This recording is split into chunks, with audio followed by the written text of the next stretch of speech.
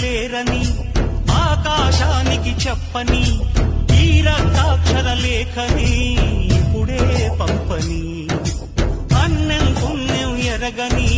మా సీమకిరా రమ్మని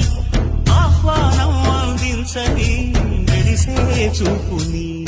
తొలగింది ముప్పు అని నీలి మప్పు మనసారా నవ్వని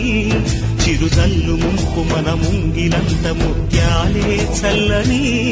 ఆశా సుగంధమైనే